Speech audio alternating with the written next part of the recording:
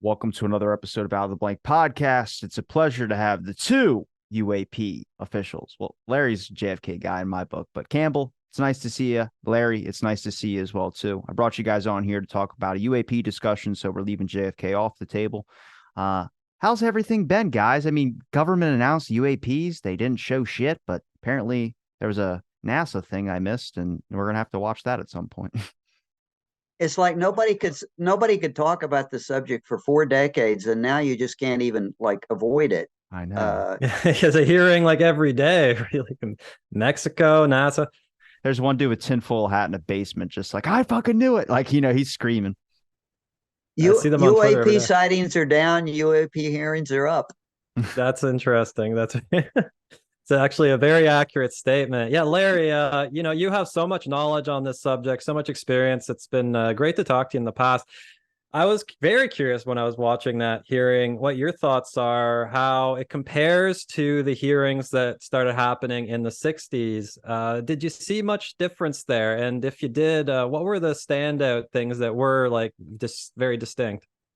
I think what the difference to me, back in the 50s, there was always a public side and a what's going on behind the scenes sides, the document side. The fun thing is now we could see what was being said internally versus what the PR thing, when they had a press conference, when they had a meeting, and we know that they were entirely different. You know, we can't see what's going on now, but I have to say, like in the NASA meeting yesterday, a lot of it appears to me to be canned. It's like effect. I don't need to hear one more statement that says we found no evidence of extraterrestrials. Like nobody asked you to find any evidence of extraterrestrial. They just roll out the same statements again and again. Now, if they had said we found no evidence of intelligence in regard to UAPs, that would have been a blockbuster. But they're falling back on the same sound bites, and that's the same thing we heard back then. They fall back on safe sound bites, and that's become the safest one. As long as I can say, oh, we found no evidence of extraterrestrials, anything else I say has got to be good. I'm covered. Well, I mean, this is pretty relevant only because the first time they've ever acknowledged UAPs or anything like this before. I mean, before it was always a dismissal of it. I mean, even though in their own back channels, they might have been writing documents about whatever. But this is the first time that they've opened it up to the public, and the public does not care. Like, you watch the hearing, they literally say, we're going to have to talk about it in a skiff or something of that sort. And I'm like, they're going on into a small boat to talk about this? Why do they got it? I'm kidding. I know what the skiff is, but they were saying everything in secret. I was like, there was no point in having a hearing. You just made these people look like idiots, basically. And the fact that the government did that and nobody bought it is really, really telling. Well, if the fact that they did it, I think and we've talked about the fact the most amazing thing I've seen in decades of researching anything in regard to the government is the way AARO responded to that House committee hearing with publishing a website that essentially was the strongest language that I've ever seen, that says they have a congressional mandate that overrides any classification, any confidentiality agreement. Everybody that talked about not being able to talk to them or not being able to, my classification, I can't talk to you, is out the window. And AARO threw that in everybody's face and said, no, either you come talk to us or you're just woofing in the wind, because there are no legal restraints anymore. And here's the language. If you're a government contractor and you had a confidentiality agreement, doesn't apply. If you had a compartmentalized classification, doesn't apply. You come talk to us. We'll put you in a skiff if it comes to that. And that just blew away what the House committee had done. I mean, it's kind of like, okay, in your face.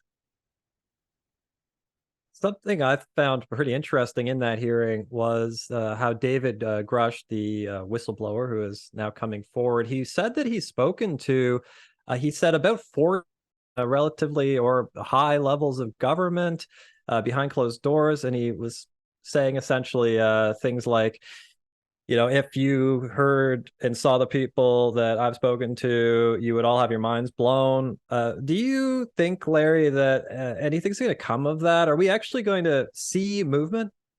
Well, two things came of that. I mean, the director of AARO issued his own private response, Yeah, it's like true. within 2-3 days, that said, "No, he's not talked to me. He has not talked to my people." And as a matter of fact, it was pretty clear that he resented being thrown under the bus that way. And I think Kirkpatrick, that's yeah. what directly promoted this response on their website that says, no, whoever they were referring to, all those people that Rush said he had talked to, you come talk to us. We haven't heard from you. There's no reason you can't. So here's the thing. AARO certainly has opened the door. If anybody's out there that's real, they can go to talk to AARO. If they have any, clearly it will be in private. Clearly it will be confidential. We won't hear about it. So I think, Campbell, in regard to your question, the good news is they have an open door legally. So anybody that wants to get something off their chest uh, is free to do so. But that doesn't mean that we're ever going to hear about it. It would mean that they have to brief Congress about it. And we've got to keep in mind that the committee, the oversight committee for AARO, is a totally different committee. And those people do have classifications that allow them to hear things, unlike the House committee that we all saw. Um, so something may come with it within the government, but if it's really good stuff, we're not going to see it. I mean, we're back to, will the nation make progress? Maybe so. Will the military make progress? So some progress could really be made if there's really a story out there to tell. Um, and it would be embarrassing if AARO comes back in 6 months and said, by the way, nobody has still come talk to us. Yeah. Do you believe Grush's claims and any of the other members that are on that board that are fighting to talk about alien biologics? I mean, when someone asks, like, do you think these crafts define or defy gravity or physics? And the guy says, in the way that we have understood them, yes. I mean, that dude, I don't know if it's Commander Favor or whatever his name is. Um, yeah, he was very elegant and very direct with his questioning that I thought was kind of really important that needed to be in that hearing room on. I mean, do you believe those claims But though of them? that's a totally different set of the pilots, the people that have had these observations are absolutely telling the truth about what they saw about an unidentified intelligence, something that's acting intelligently, and something that's totally unconventional as far as there's no doubt they're telling the truth. And AAR has already heard from them. Okay. I mean, those stories are pretty well all documented. The other side of the coin on the crash recoveries and the corporate, skimming of monies and reverse engineering, that's the whistleblower story, is an entirely different thing. I think Grush sincerely believes what he's been told. The problem is the entire UFO community has heard all those stories now since Roswell. They heard them from Corso first. None of that is new. They've been circulating. So unless we knew, I no, I think he believes them, but I don't know where they came from unless we know this. He might believe something that Corso said that somebody else repeated, that's been totally debunked. I don't believe Grush knows that much about the subject to be able to evaluate rumor and gossip from something new. When you talk about the fact that, oh, there are recovered materials, we all know that there have been recovered materials. There have been recovered materials from Brazil, from Ubatuba, that have been analyzed. So there have been, but then that can be built into something bigger. Was it a piece of magnesium that somebody was talking about, or now is it a craft?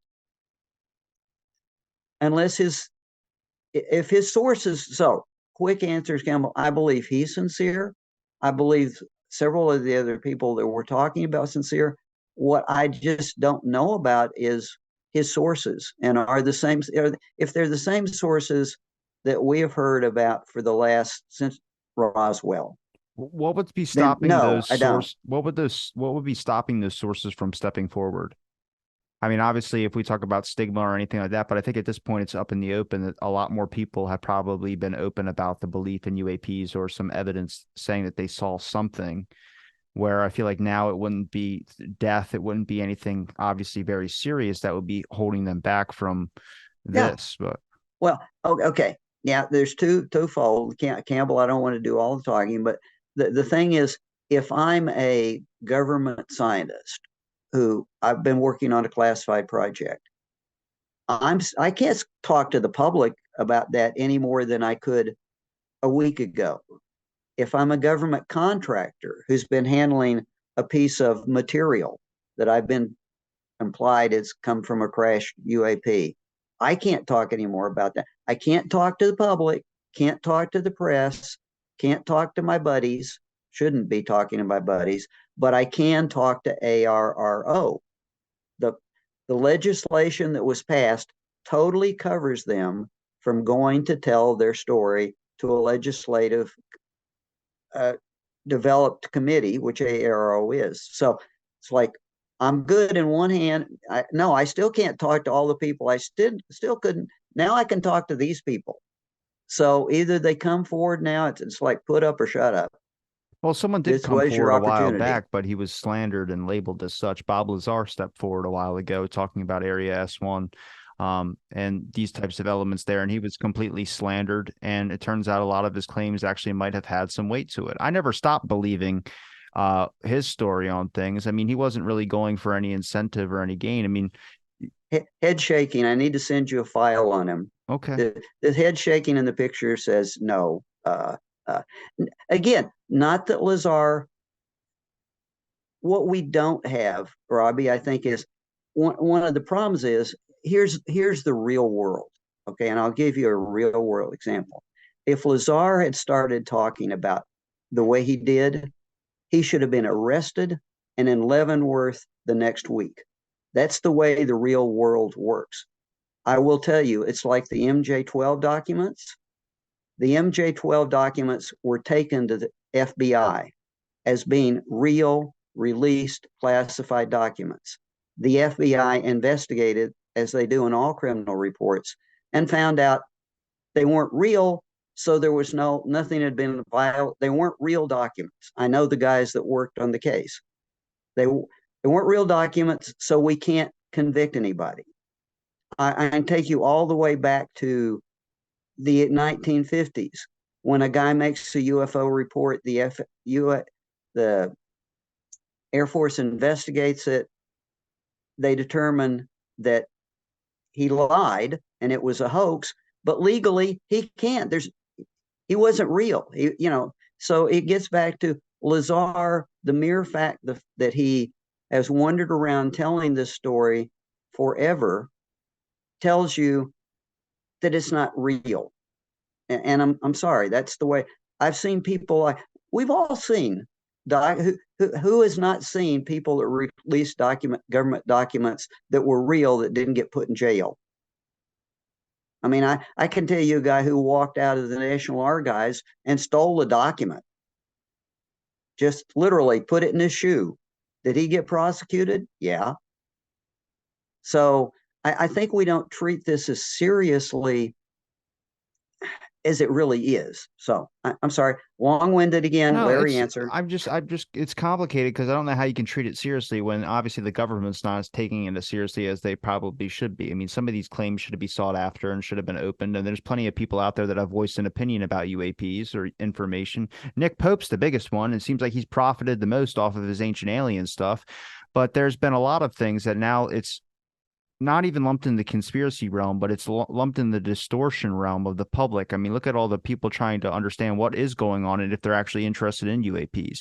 The discussion is too divided to even have a basic conversation on it. Some people believe one person's claim, like Lulizondo's, and another person believes Mick West, or another person believes whatever. I still think it's government stuff going on, but also they've leaked out so much information and we'll show the NASA thing in a minute, but whatever they showed last night. But you leave messages like alien biologics, you have that on television, and the government's just kind of like, what do they do? Are they investigating some of these claims as well too? I mean, do they have bodies? Is that a security issue? How come we only got 9 pages in the UAP report back in January 2021 or 2022, and every other country released over thousands of pages?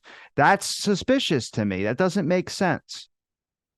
Well, one of the things you've got to look at is who's investigating what. Right now, I want you to tell me the bullshit, Larry. Tell me it. Since 1970, there's been nobody to invest. There've been nobody to give UFO reports to in the government, and nobody to investigate UFO reports.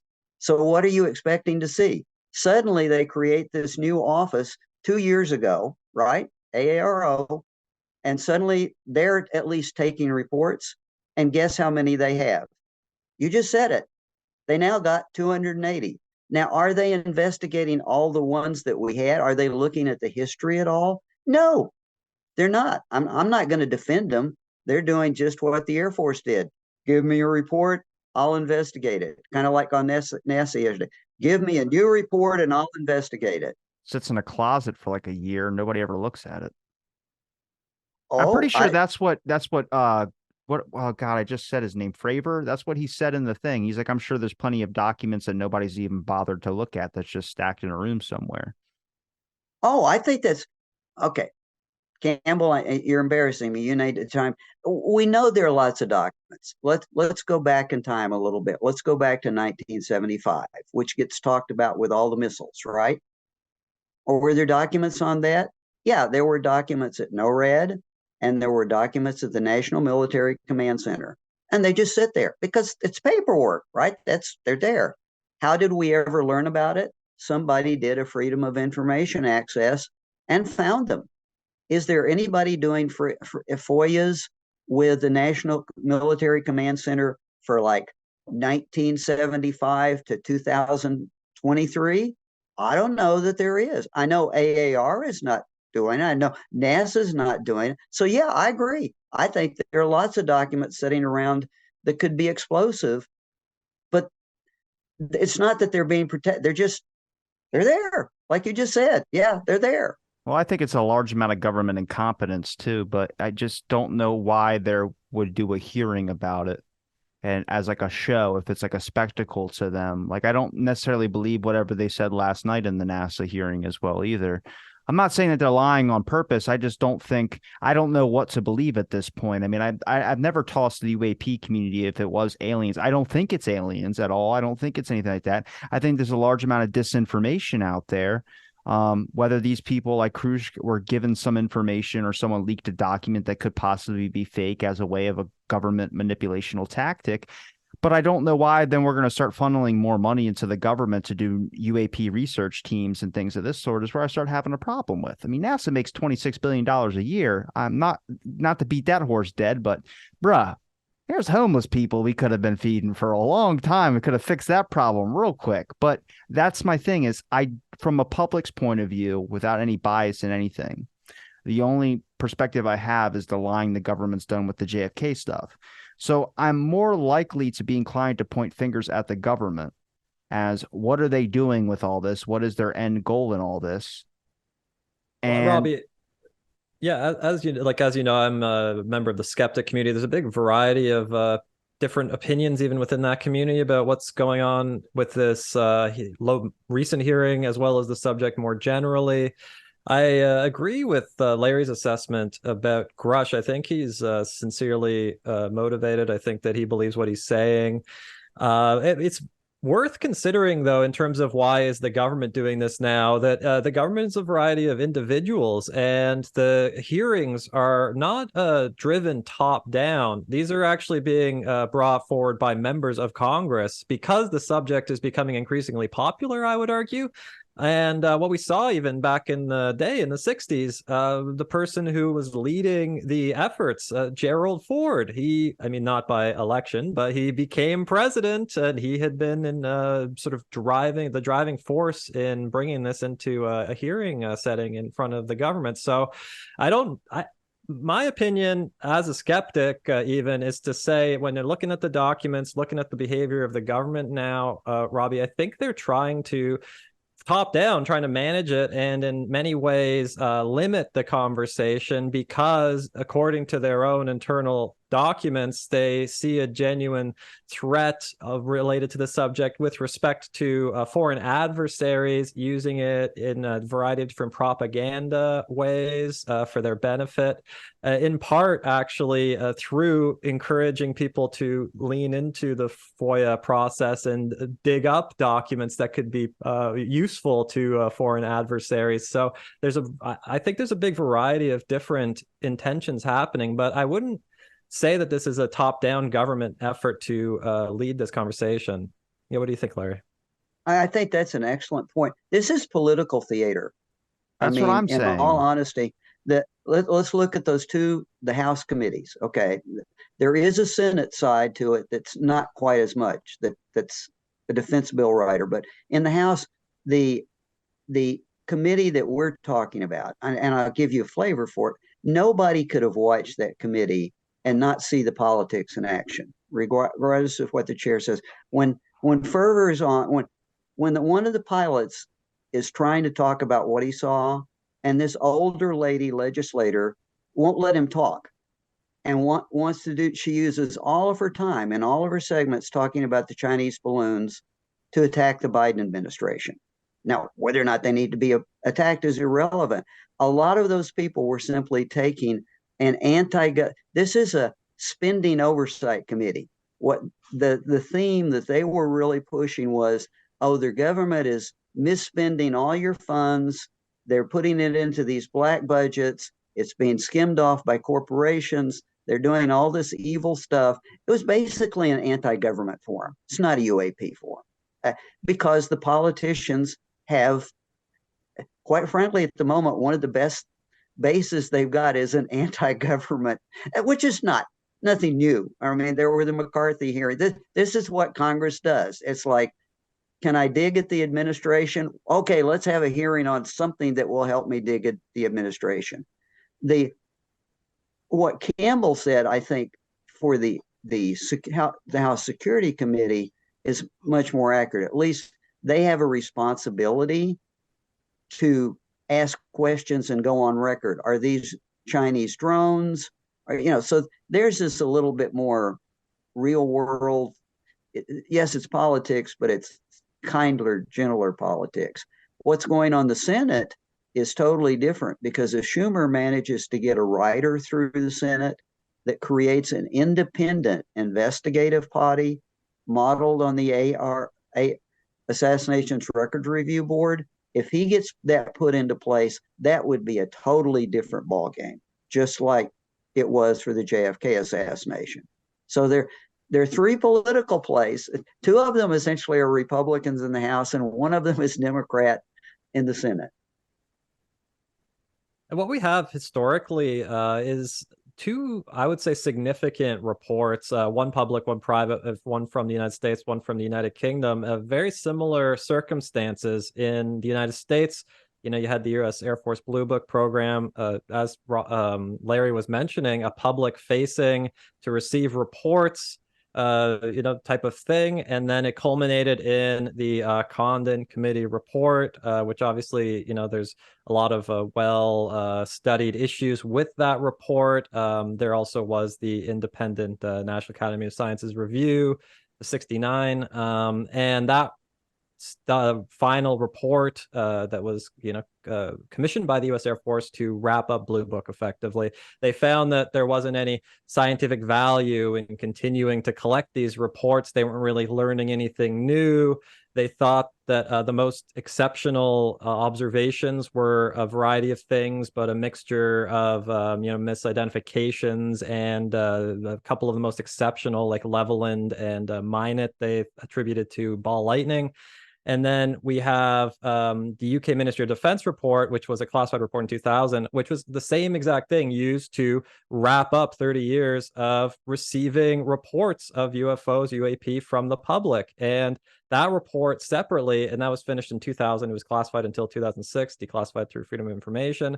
They found basically identically. There's no more value in collecting these reports. We aren't getting anything scientifically from the reports themselves.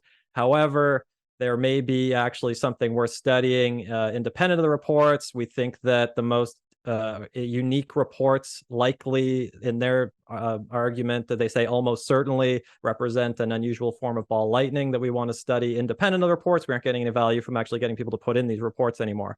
But the point is that both of those things were used to shut down receiving reports from the public. And what I'm seeing, like a rebooting of the whole process from the ground up. And I can't help but feel that all of this is sort of moving in the same direction, where it's going to sort of, the people from the public who are interested in the subject are looking for disclosure, and they're hoping that these the final reports are going to produce a meaningful impact. They're going to reveal something monumental and bring this information public. But every historical example of this kind of process results in the exact opposite effect ultimately. Is there any, Larry, what do you think of that? Do you think that it's similar? I call it the bucket approach. Okay. Because essentially what Blue Book did was to take report by report, and if they could come up with any conceivable explanation, they gave one for that report. And if they couldn't, they left it in an unidentified bucket. They didn't do anything with it. They just left it in an unidentified bucket. And then they played with the statistics to make you feel good that there were relatively few of those. So don't worry about it. Okay. Now, let's look at what NASA did yesterday. NASA showed some pictures yesterday. Okay. And essentially, they showed some pictures and said, we've looked at this one and we think that it really is an airplane. There's a cavitation effect. We think it's really an airplane. So we judge that to be an airplane. We have another one over here that there's just not enough data. We don't know what it is. We're leaving it in the unidentified bucket. They didn't say that they were turning it over to anyone to do anything with. We're just leaving it in the unidentified bucket. And you can feel good because there aren't many of those. What's AAR doing? ARO is doing the same thing. They have sessions, and they will say, we had X number of reports, and here are some pictures. And we managed to identify this one, and we can't identify this one, and they're leaving them in the buckets. Are they giving them to anybody? No, there's just not in any. So we will end up in this exactly the same place that we did with Blue Book. Eventually, I would say from both of them, it's just a lot of incidents that they could identify, some that they can't, and then they're there. We're done. It's gone. Nobody is going to, and it's a feel-good thing. I think you said it. It's how do you deal with the problem? Neither agency wants it. None of the military services want this. They have things to do. You know, if it's unidentified and it shoots at them, they'll deal with it. You know, NASA, it's like, unless it runs into us, we don't care. You know, they have day jobs. They don't really want this. We saw this before when the senator from Utah got millions of dollars into a budget with a government agency that didn't want it. Did they spend it? Yeah, they spent it, but because we don't, it's the law. It says we got it, we got to do something with it, but they don't really want it. So yeah, Campbell, I see no, I see no, that it's not being treated any differently than it was before.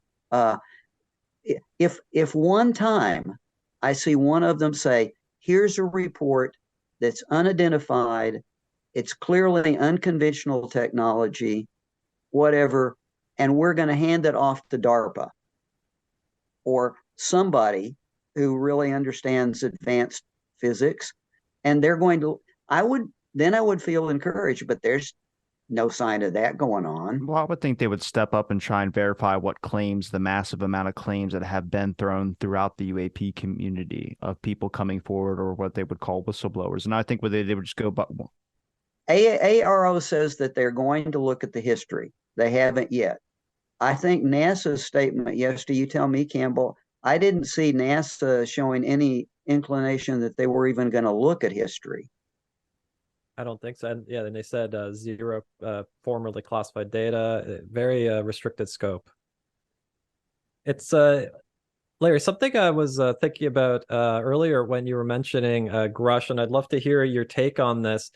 Just he led with some historical examples, like you and I, from reading a number like the Blue Book files, declassified CIA memos, things like that. Like there are really interesting things going on in this subject, worthy like, and I can't get like a most, I don't want to say all, but most skeptics, I can't get them to look at the historical documents even in a similar way, almost where it's like we'll focus on what's here and now, just sort of things that are occurring, you know. And I think that I have a similar problem. I'm working with a number of scientists who are hardcore scientists, physicists, okay?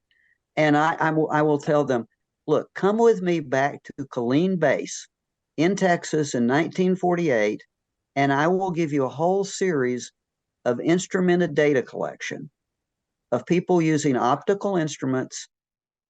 Their army, their military, this is what they do, of tracking these UAPs so that they can measure speed, height, and acceleration. It's all written down. We still have those records decades later. I can't get anybody to look at them.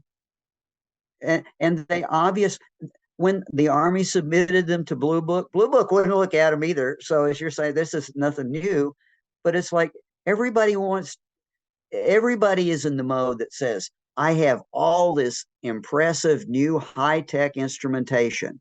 And if you can just set a UAP in front of me, I can deal with it. I want a new information. I got to have metadata. I've got to have spectral and like. So you really don't want to look at the radar scope photos from Minot in 1974 that show this thing going at no they don't want to seem to engage with the history, and I don't know why. It's like if it's not contemporary, it doesn't count. Maybe because the amount of the operations that were going on back then between the Russians or whatever was going on. I mean, some of those documents, the UAP documents through our historical lens, that could be disinfo for the Russians in case someone thought a Russian spy was in our base or something like that. So I wonder if that's just too complicated. It's better The to stick with ones the I'm here and now. talking about are pretty. I mean, this is the Army telling the FBI they're worried, the FBI telling the Army to tell the Air Force to investigate it, the Army telling the Air Force, and the Air Force saying, we're busy. Now, we have it documented to the extent that I mean, there's a whole paper trail. It goes over the better part of a year in the internal communications. No, they weren't trying to fool it. We have a pretty good, we can look at White Sands and see when the CIA was trying to fool the Russians about stratospheric balloons. The record's that good, that good. Campbell's nodding his head, but we know enough to know what was happening back then. If someone were to look at it, what we don't know is right now, Campbell, you could tell me, maybe I'm missing it, Robbie. AARO was talking about reports that they're getting right now. Okay, in their last meeting. I still haven't seen a report form. I still haven't seen the reporting process, where they're collected, where the offices, and where they're coming from. I mean, NASA will tell me, the guy in the meeting before this said, well, the FAA doesn't make reports. Yes, the FAA makes reports. We know they make reports, but we don't even have the basic skeleton of what's going on now in terms of reporting. I have no idea that Homeland is reporting anything to anybody.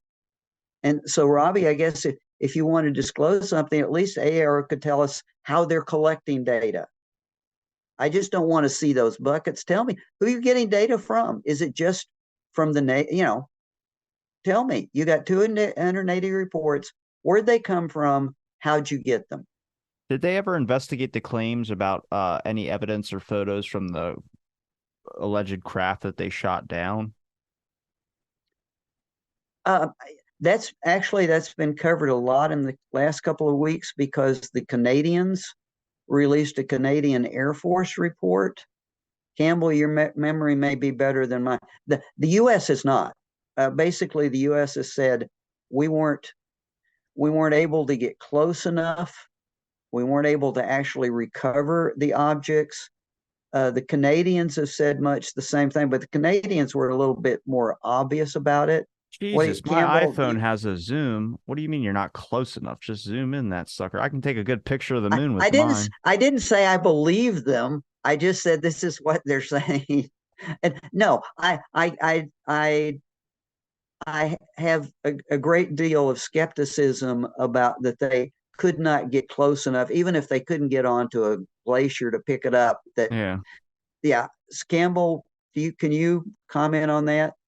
I recall at the time, several months ago, that the Canadian forces were looking for the wreckage because, if I recall correctly, that one was shot over Yukon territory, shot down. But I'm not familiar with a new report. I have not seen that. But from what I know, yeah, like they have not found it. They have not been able to find anything. It was much in the news the earlier part of this week. Last week, it was really Canadian Armed Forces. It should be able to find it in the search, and basically says they couldn't recover it. There's some descriptions of how big it was. They did find them. That they did find them, but they were essentially. It sounds like we found them. We looked at them from a distance. We didn't have Robbie's phone, and we decided it wasn't worth the expense to try to go recover them. I like, okay. And the one that crashed, I think, the one that crashed close to the Great Lakes is described as being a solid physical structure, somewhat dirigible shape, cylindrical shaped, and you really wonder why it wasn't important enough to get to. Yeah, Robbie, I'm with you. There's certainly things I express skepticism about. I don't think the government is telling us anywhere close to what they know about these kind of reports going on now. There were 3 objects that were actually shot down, 2 by the U.S., 1 by Canada. None of them were recovered, and we really, other than a general description of size and shape, that's all we have on them. And it all occurred within the same period of time that the Chinese balloon was flying over the U.S. So do you think it's something deeper, like what I believe, which is probably another government's technology or equipment or something like that that's going on? It's a secrecy why they're not sharing such close descriptions of it, because the idea that they just can't get a good picture of it, or the idea that they can't come in close enough to it, just doesn't make sense. It seems like if there was something that could be a threat to national security at a level of a world planetary thing, something from an outside this universe, and they would do anything they possibly can to make sure that they got that craft, or they got that before another government could. I mean, this is just like Operation Cold Feet, if you ever remember what that is. I would tend to suspect, and we know this, we know that the Chinese have been developing and testing and using several types of physical structured, well, they're called aero, they're not balloons. In any event, they are filled with gas, but they also have their own propulsion, and they're designed for long range surveillance. If you ask me my suspicion, I think the Chinese launched that balloon knowing we would pay all the attention we're going to pay to that balloon, and they was going to see if they could sneak these other types of reconnaissance devices across and really collect some serious information, lower altitudes, and I think we shot them down. And I think we're never going to tell anybody, because shooting down a very high altitude Chinese balloon that they can claim was a scientific research project is totally different. I'm going to give the Chinese have been very aggressive. They have sent drone swarms against our ships off San Diego. They are being very aggressive. We're trying to deal with it, and we're not. This is a true national security issue that's not being disclosed. Do you think so, that that's Campbell? the Yeah, reason? I think they were real. Do you think that that's the reason why they're doing so many UAP hearings and kind of looking at this alien factor to keep the public away from the discussion that there could be a real threat from another country's government? I mean, it makes a lot more sense if you really look at, like, you don't want to throw people in my grandpa was ranting for years about China coming over here. Now, if you really talk about a real possibility of a World War III or something going on of that sort, then it would make more sense to push the alien factor. If I was in charge, I would much prefer to have a committee hearing where somebody just says, oh, there's no sign of, extraterrestrial intelligence, than to really get into the details of how Chinese drones and Chinese balloons were monitoring all of our naval exercises and testing off Norfolk, New Jersey for 3 years, and we did nothing about it. Yeah, I would prefer that. This has been an element from the very beginning in the late 40s, early 50s. The central focus within the internal declassified documents related to fears about foreign adversaries, obviously historically the Soviet Union. It was a central focus of the one of the most famous from Mirage Men, Paul Benowitz. That case, he was an amateur radio guy. He was building receivers at his home, and he happened to live next to a military base, and he started picking up their short range broadcasts, and he was picking up like secret classified broadcasts, and then he contacted the base to tell them, because he believed that they were like communicating with extraterrestrials, and then it gets murky on what level of the chain of command that went up. But what we do know is that a Air Force intelligence officer there started working with him, trying to minimize the likelihood of him going and talking publicly about this, because they were afraid that the Soviets would figure out that they could pick up classified transmissions if they just built like amateur receivers right next to radio bases. So this fear mixing with the UFO subject about foreign governments picking up classified information, it's always been there from the start, and it's almost inextricable at this point. It's always been that core fear within the memos that we have. They're always focusing in on the Soviets are the threat. So if I was to steel man the people, the non-human intelligence element of this, I would argue that the internal reports indicate to me that the government believes that there are real phenomena being observed. Their reports seem to indicate that they think that these phenomena are a kind of ball lightning. Now, to steelman the UFO advocate position, I would say that the argument then would be that they are missing the point, and there is an additional percentage that exceed those observations, and that's maybe where you could argue the disconnect is. But in my view, the government, the internal positions as explained by the declassified documents that we know are credible. That seems to be the consensus, and what is being the leadership is being briefed on is that this is a national security threat related to disclosure of sensitive information to the Soviets. They are the primary threat. If it is ball lightning, how the hell do you shoot one of those things down? Well, I don't think you could. Yeah. Well, I think that's the difference. What we've never had and what we don't deal with is And if it was the Russians, they would have just blamed the Russians. We hate the Russians right now. The whole American government hates Putin more than anybody, or Stalin, whatever his name is. Campbell's talking about back then for the Russians. Now it's the Chinese. Okay. But I think, Robbie, the point is we've never approached it with a taxonomy. I mean, yes, there are real physical things that reflect radar. Okay. And there are other things that look like plasma, and there are other things that are strictly experiential, and they all get lumped together. So if I'm the government, by the way, and I don't want to deal with this, the good news is I have this big pot to look for, and I'll just show you the ball lightning. It's kind of like this. We don't really understand ball lightning, so prove to me that it wasn't. Okay. I definitely think they got definitely a chamber pot of secrets where they just kind of label things. Oh, this is ball lightning, and this is that, and this is that, and this is that. They've never really investigated a claim is the problem. That's my whole issue here is I don't think, unless they've done it in backdoor channels. I'm sure they've done some of these hearings backdoor. They've probably disclosed more information on things, but I feel like what the public's getting and what the public has questions about have never been fully investigated to the point of if they talk about alien biologics, I hope somebody's finding what they mean by alien biologics, because right now we just got photos surfing on the internet that look like it from a fucking G-rated horror movie. So but neither there is no official body, AARO, NASA, talking about right now. There is nobody that's given a report about alien biologics, So unless somebody goes to, like we talked about earlier, the things are off. If you're a biological scientist or you're a bioweapons researcher and you go to AIRO right now, they would be forced to take it. And if you've got credentials and go, and you can go make the report to them.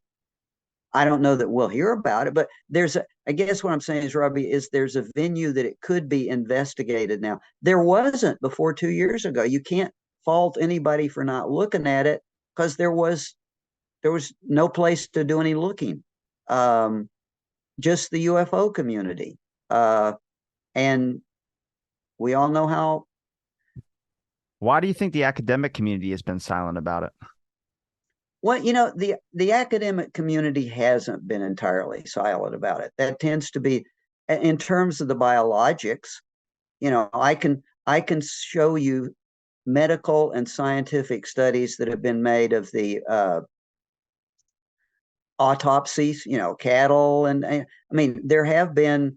I can show you universities that are in stock country, Oklahoma, New Mexico, whatever, where the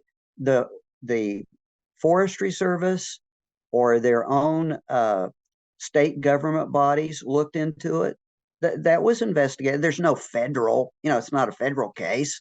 If somebody says, "Oh, somebody took my cow," and I mean, those were looked into as crimes, and because they were reported to police departments or whatever, and there are case files on those. As far as the alien abductions, there have been psychologists and academic people that have looked at that. They're not government people. So it's like the question you're asking. People in law enforcement and people in academics have looked at some of these type cases, but not the federal government, because that's not there's did anybody report it? In some instances, actually, the autopsies, the animal mutilations, the FBI did investigate. I will tell you that. And there are FBI reports on them. And they went so far as tracing back the reports to within prison systems, to satanic rituals. I mean, yeah, there were actually law enforcement. A lot of it ended up coming from two or three guys in different federal prisons who claimed that it was part of a satanic ritual network. They couldn't find the network. Maybe it was there and they just didn't find it. But so I guess what I'm trying to parse out is, when you ask a question of who's investigated what, you got to translate into whose responsibility. Is it a law enforcement thing, a national security threat thing? Is it a personal injury thing?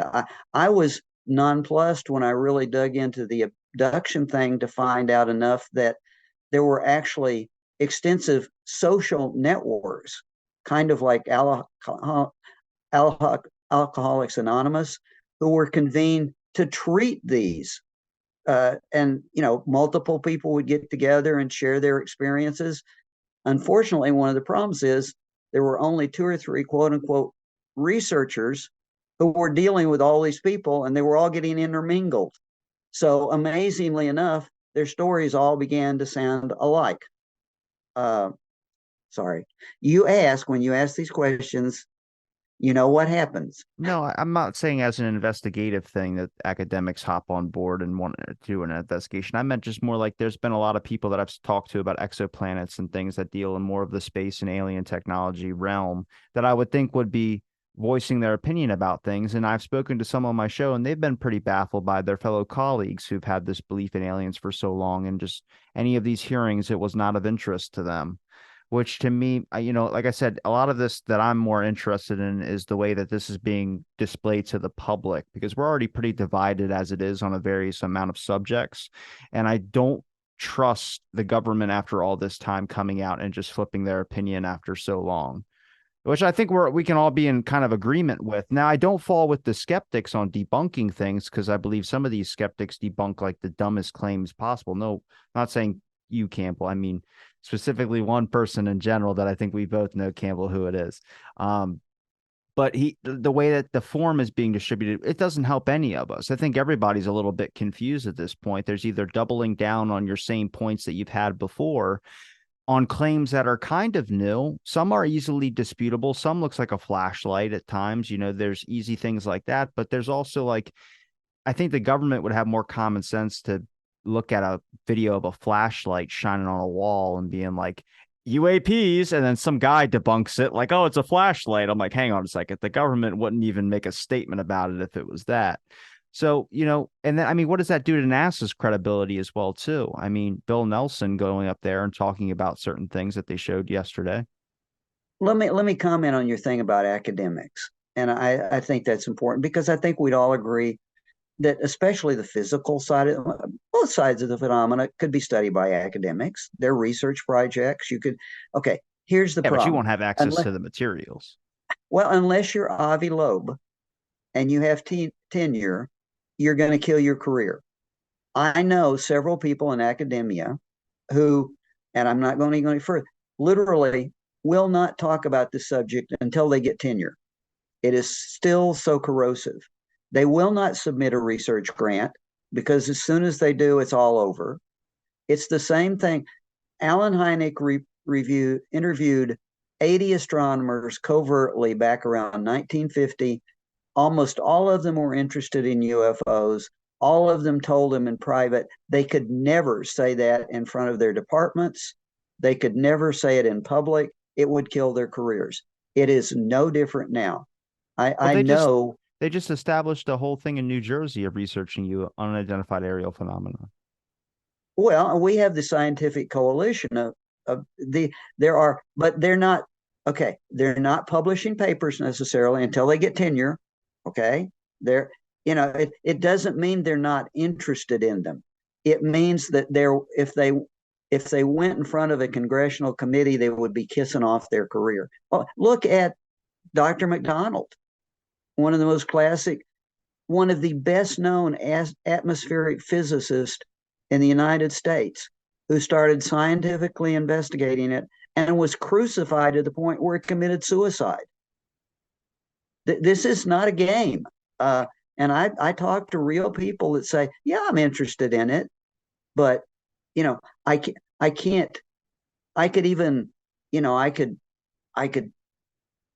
can't go to my department, or I can't get show me a National Science Foundation option that allows them to apply for grants to study this. Ball lightning, maybe. That's about as close as I have actually seen studies on ball lightning under an SF. That's safe. That's about as close as they're going to get to touching it. And that's an interesting point, because that would be my argument, Robbie, about this, is that you could say that it's incorrect. And, I think that there's some argument that could be, made to say that.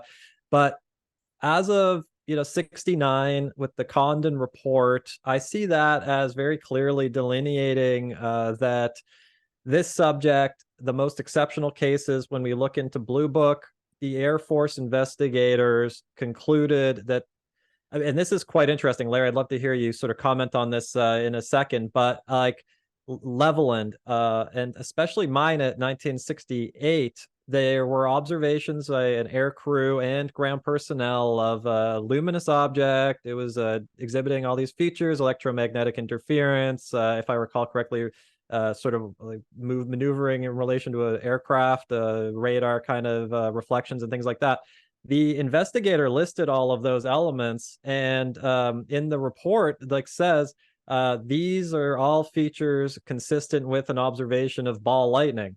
Now, in the science today, peer-reviewed papers, those things are not associated with ball lightning. We don't know that, but they concluded in the Blue Book classified report that this object was likely observed and was likely ball lightning. Now, we can't, if the object was likely observed based on the modern, like whatever, it's 60 plus years, like the peer-reviewed science does not support that conclusion. So that's kind of interesting. I mean, the skeptical take would obviously be, well, it was a mistaken observation. If we take the government reports seriously internally that they used to, as we now know through the declassification process, brief leadership. The internal view is that that was an observation of some kind of ball lightning, and that is the sort of conclusion of the Condon report. And they say that the most significant UFO reports brought interesting elements of atmospheric electricity to our attention. These things are under investigation currently by the Department of Defense and NASA. And that's how they sort of conclude. It's like, there are interesting science things happening here. Those have been passed off to the relevant authorities. We're going to continue looking at that. Nowadays, when we have Commander David Fravor with the Nimitz Tic Tac incident in 2004, that's the most famous one now, the object that he is describing exhibits essentially identical behavioral, maneuvering characteristics, all that kind of thing, the observables that you would associate with Levelland, Minot, these events that the Air Force concluded an object actually was observed. But now, and was exhibiting the very interesting, extremely unusual actions. So that makes it really interesting. Now, today, though, Fravor says that, and the conclusion is it was a misidentification of maybe a missile launch from a submarine. There's no room in there whatsoever to say, like, the object with the features that he reported actually exists. And, the conclusion that they would say then is it was likely ball lightning. That's not even part of the conversation now, even though now ball lightning is verified to exist as of 2014 physical review letters. Larry, why do you think that there's not even any room now in the conversation to suggest that an object with those features was even observed? Like, why have we regressed on that front, do you think? Yeah, we do seem to. And one of to kind of go back to the Minot case, one of the interesting thing is that it wasn't just Minot. It was like 5 different bases over a period of 3 months, same sorts of reports, pretty much all at nighttime. So that, okay. But the point is the individual reports, the way they dealt with them is they would say, well, this part of the report could be ball lightning. This part of the report would be a helicopter, because we know it can't be ball lightning because the security forces saw it hovering like 10 feet over the atomic weapons bunkers. That, and it, and oh no, by the way, we couldn't find the helicopters. We could never track them down, which actually I would be in favor of that. Like, okay, you got a choice between a UFO and Russian spasnets coming across the Canadian border in helicopters. I'll go with the UFO. Okay, that's better. But they tend up, like Hynek said, you can explain any UFO UA report with something you don't know. I mean, that's always a legitimate explanation. It's sort of like, it could be, I can't say it is, but we're still going to write it off as maybe. And actually the Air Force came up, I loved it, at a point in time they came up with, it's not unidentified, it's not identified, it's maybe.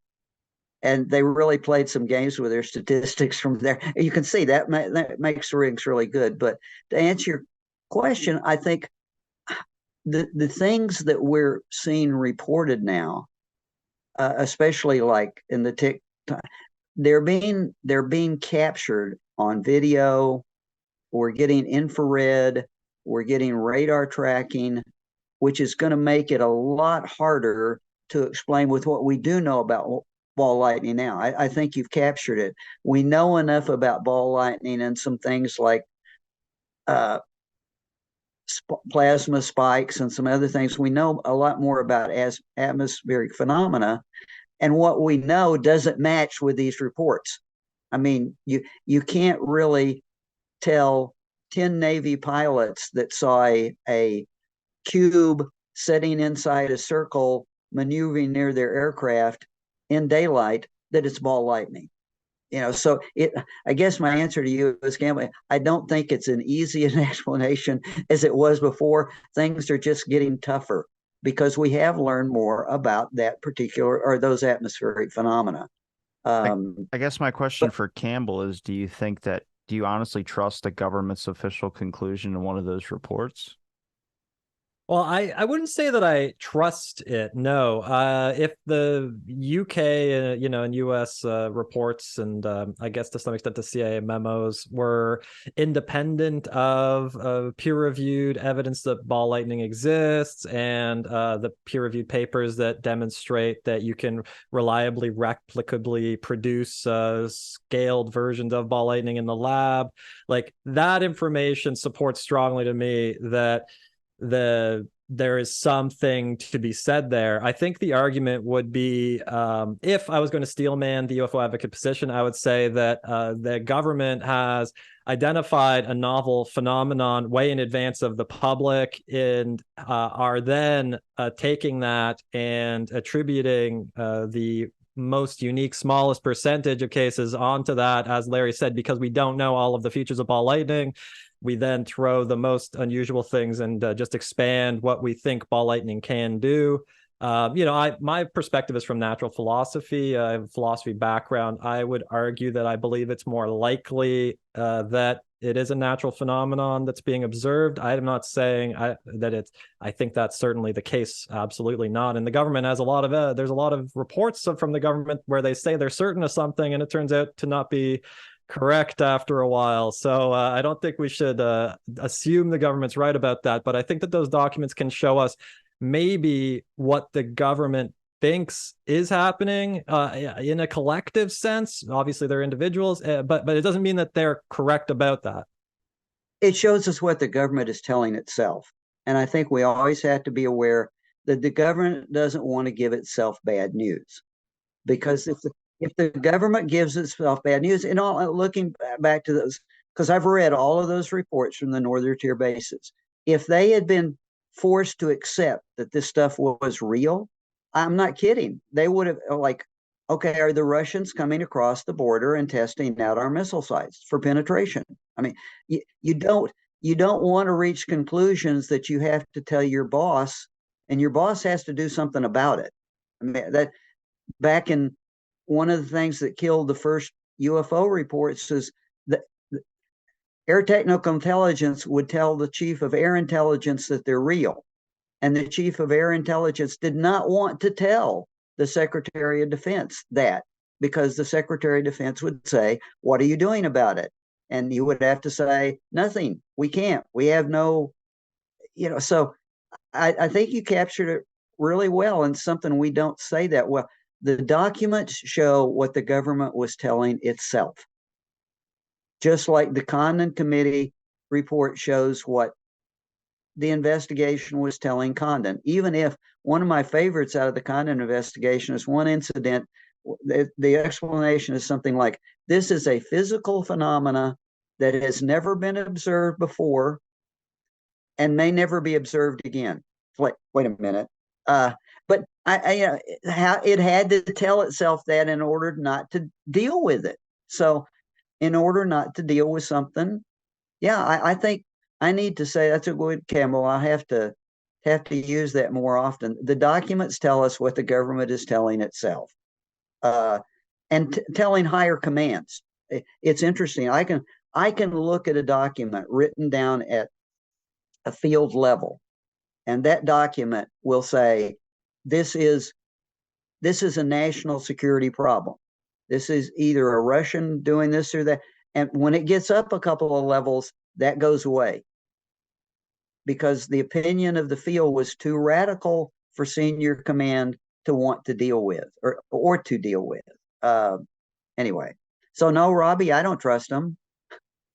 I just don't understand. I mean, our government must be incompetent as all heck if how many reports do I read or come across as say inconclusive or not enough evidence to support, where it, to me, it just doesn't, I don't trust anything really sometimes when I read out of these documents.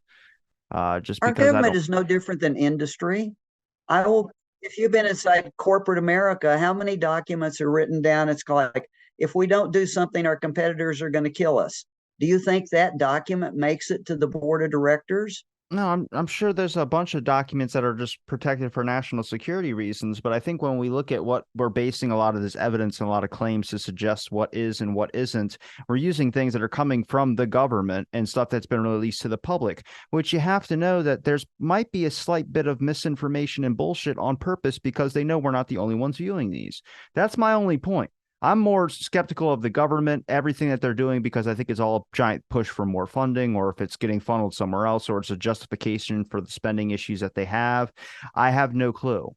But they're getting elite people with huge statuses and have somehow built up a name in the industry to be able to pitch their message. And that's a problem because the public believes that message. I believe everything's a deception act. Now, I don't believe every single thing is lightning ball phenomenon. I don't believe if they'd really shot something down, then that's lightning ball. I think that might be some other drone style thing. From what I've been hearing, it seems like a lot of these things are unmanned aircrafts that are probably technologies that the government's working on. And when those messages do get relayed out to the public, it's not just a message for us, it's a message to the people that would actually understand what that message is. And that's our competitors. We have this technology and it can break gravity or physical dimensions as we know them. So there you go. Whether that's, I don't know if it's a fake or if it's misinformation, I have no clue. They haven't supported any evidence for their claims, but why would they?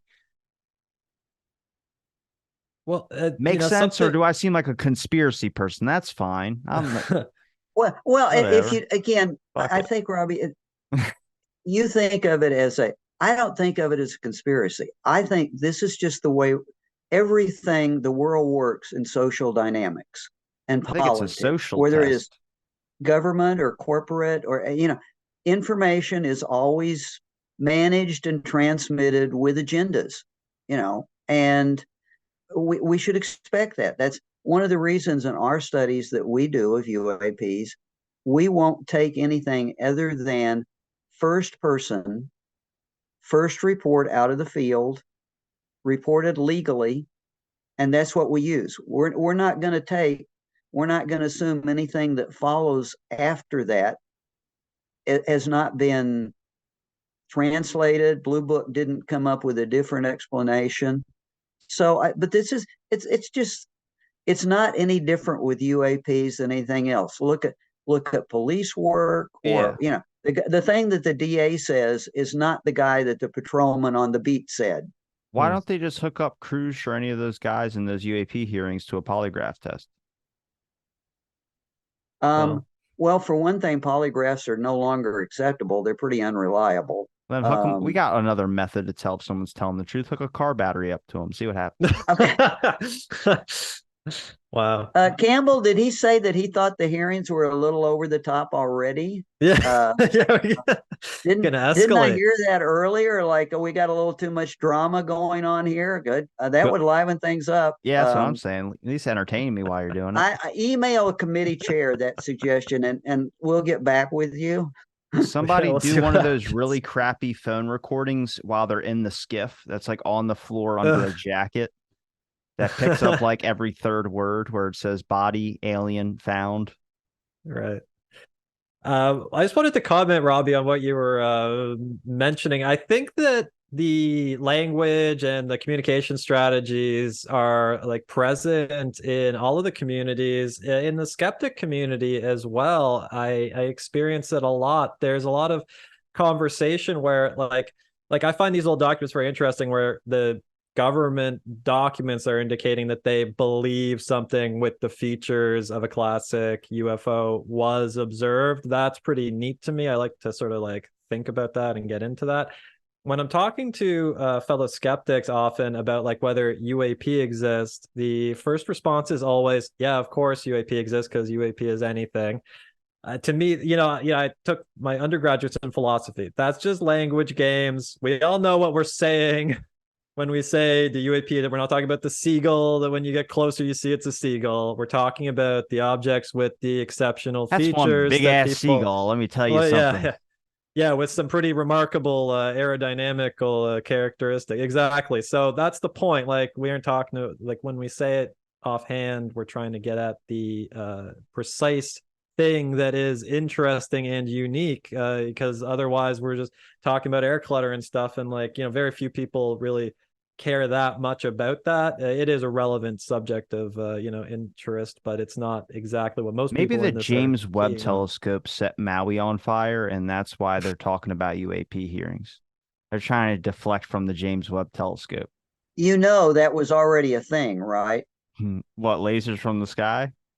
Twitter, massive Twitter influx on, yes, Lahaina was burned by super laser weapons from the sky. And that it was part of a conspiracy of the land developers who had not been able to acquire Lahaina land Well, from the natives. Tulsi And this Gabbard is the just way said to, that on Tulsi Gabbard, the presidential candidate or was running for presidential candidates, just actually talked about that, and they interviewed a bunch of people. That Maui thing, I do believe, because I think their first rule thing now is that they talked about that no corporations are allowed to buy up the property of Maui, because that was their first initial statement, was that they were going to buy up the property and then try and rebuild. But I was like, are you actually going to rebuild how they want you to rebuild, or are you just going to put a fucking store there? Like, I have family that live in Maui. They'll I tell was you just straight going up with the it's not space a. lasers. I mean, They're, I was just going with the I'm space not doing lasers. Come that. on I now. know what caused it. It was a electric wire that's they should have shut off the power during a storm like they're supposed to, and they didn't. And trying to get more money. It's a corporation thing that's the issue. But no, the space telescope. I don't know. I haven't seen any fucking pictures in a while. Let me tell you something. Yeah.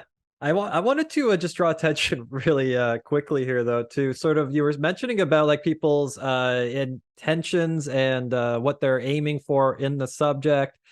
And I just wanted to mention David Grush, the recent whistleblower that's getting all this information, publicity. It yeah, okay. He, in his hour-long News Nation interview, he was asked directly about the gimbal video, which is the most famous of these most recent videos, declassified by the Navy. Mick West did the extensive analysis on it, and he concluded that it's most likely a distant airplane that has been misidentified. And then in his interview, David Grush, who we know is saying that he thinks that all of this stuff is a mixture of, potentially interdimensional non-human intelligence mixed with more classic kind of like nuts and bolts visitors.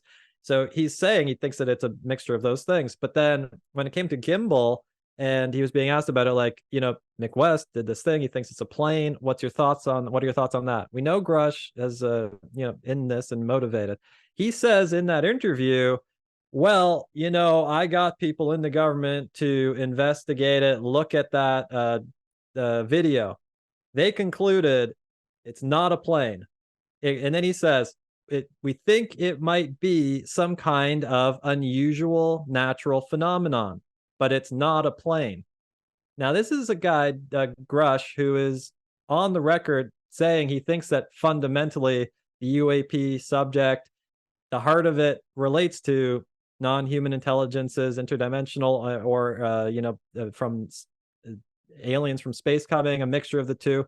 So we know that he thinks that those objects are coming here. And then in relation to the most famous recent event about UFOs, he concludes that it's likely a natural phenomenon that was filmed with unusual characteristics consistent with the conclusions of, Condon and UK MOD reports saying that they think the most unusual ones are ball lightning. He would have no motivation to negate that observation in that way. And so I just wanted to bring that up to say that there is, even within the people who are, trying to lead the charge into getting the government to reveal these fundamental secrets that they believe are being kept about non-human intelligence, even them will be clear in saying that there's this mixture of these most exceptional observations occurring regularly. And there's something to that potentially. Larry, what do you think of that? well, I think Grush is kind of in a trap at the moment. Grush has gone way out on the limb, and Grush needs to appear to be very sane and rational. And one of the things I've seen in other venues, if there tends to be a balancing act that follows. I've already said enough radical stuff. Now I need to sound like I'm more objective, right?